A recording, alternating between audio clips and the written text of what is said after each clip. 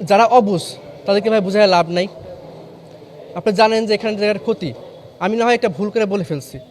ঢাকা বিশ্ববিদ্যালয় ক্যাম্পাসে এক ছাত্রীকে পোশাক নিয়ে হেনস্তার অভিযোগ ওঠে বিশ্ববিদ্যালয়ের কেন্দ্রীয় গ্রন্থাগারের সহকারী বাইন্ডার মোস্তফা আসিফ অর্ণবের বিরুদ্ধে। ফেসবুকে এ নিয়ে একটি পোস্ট করেন ভুক্তভোগী ছাত্রী। ঘটনার পর তিনি প্রথমে বিশ্ববিদ্যালয়ের প্রক্টর অফিসে লিখিত অভিযোগ ও পরে শাহবাগ থানায় মামলা দায়ের করেন।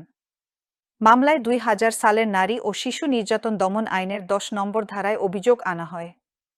মামলার অভিযোগে উল্লেখ করা হয়, বুধবার দুপুর আনুমানিক ১টা ৩০ মিনিটের দিকে শাহবাগ থানাধীন জাতীয় জাদুঘরের সামনে থেকে বাদী ও বাদীর বন্ধু পায়ে হেঁটে ঢাকা বিশ্ববিদ্যালয় ক্যাম্পাসে যাওয়ার পথে রাজু ভাস্কর্যের সামনে পৌঁছালে আসামি অর্ণব বাদীর সামনে গিয়ে বাদী পর্দা করেননি কেন এ প্রশ্ন করেন। বাদীর ওড়না ঠিক নেই কেন বলাসহ আরও কুরুচিপূর্ণ কথা বলে বাদীকে যৌনপীড়ন করেন। বাদী তখন বিশ্ববিদ্যালয়ের প্রক্টরকে মোবাইল ফোনে কল দিতে চাইলে আসামি দৌড়ে পালিয়ে যান। মামলা দায়েরের পরেই সন্ধ্যায় অভিযুক্ত অর্ণবকে গ্রেফতার করে শাহবাগ থানা পুলিশ। পরে তাকে ছাড়াতে শাহবাগ থানায় যান একদল তৌহিদি জনতা। এ সময় তারা বিভিন্ন স্লোগান দিলেও কোনো উগ্র আচরণ করেননি বলে জানায় শাহবাগ থানা পুলিশ। আমি সত্যি বলো কি, যারা ভাই জাহান্নামে বা জাহান্নামে যাবে। এদিকে বৃহস্পতিবার এ মামলায় গ্রেফতার দেখিয়ে অর্ণবকে ঢাকার চিফ মেট্রোপলিটন ম্যাজিস্ট্রেট আদালতে হাজির করা হয়।